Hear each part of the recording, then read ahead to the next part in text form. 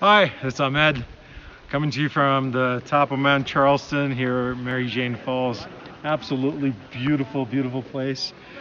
This is a great place for a shot, but I'm honestly hoping that I don't fall. It's a pretty steep fall. But today, I want to review a book that I just recently finished. It's an awesome book, a very funny book, and a very insightful book. I love anthropology. I love understanding how people's minds work. And this was by a couple of Stanford professors and amazing ladies. Um, and the book is called Humor Seriously. At first, it was recommended by Joel Peterson on LinkedIn. I saw it, and I was like, humor, a book on humor. I was like, okay, I'm a pretty funny guy. I'll check it out, right? And in the beginning, when I listened to the audiobook, in the beginning I was like, well, haha, that sounds like dad jokes. But all jokes aside, it's a great book. It's a great book because it basically showed me how you can disarm a situation using humor. And the humor doesn't even have to be that good. And being a dad, I'm full of dad jokes. I have lots of dad jokes that are, and that's the best part. They don't even have to land. As long as you put a couple of jokes in there, as long as you make light of a situation, you share a laughter with other people, you can come off, you can come out with better outcomes, deeper relationships, because people remember the laughs that you shared. And as a leader, that's something that, I think about, like, how do I connect with people? A lot of times, people don't know me, and there is a scarier perception of me. And especially with remote teams nowadays, everybody's remote. If you're in a C-level position or if you're on a board, you might get perceived as someone who's like very serious and very scary.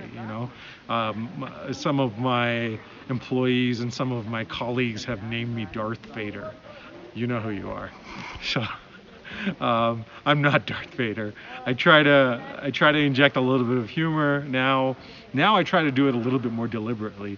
Something that this book taught that I thought was fantastic was they've shown that if you actually put humor even in a negotiation, like during a sale, like somebody's trying to negotiate price with you and they're looking at you like really hard, and you say, hey, this is the offer and I'll throw in my pet frog.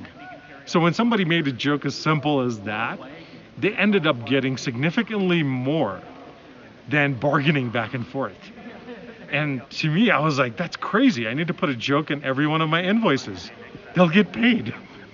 Every one of my estimates has to have a joke in it, right? And then I started thinking, like, this is really bad if it falls into the wrong hands, right?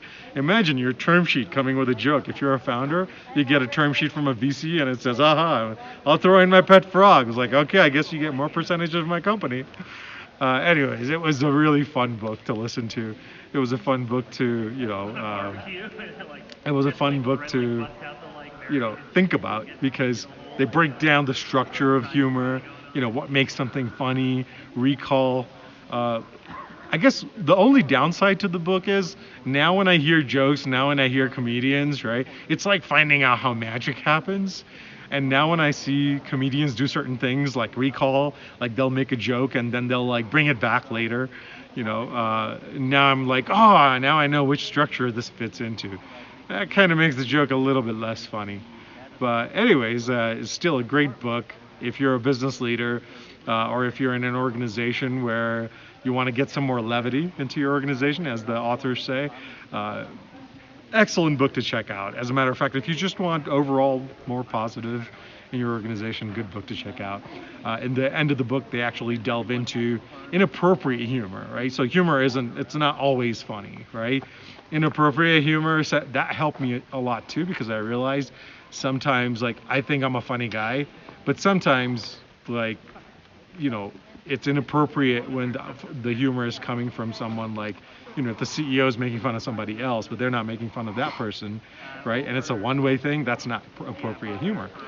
And, I didn't realize that. I always look at myself as one of the guys, right? So now I try to make sure that if I'm being funny with somebody, that they're being funny with me, that they understand it's a reciprocal relationship, or that if people make fun of me, that I'll laugh.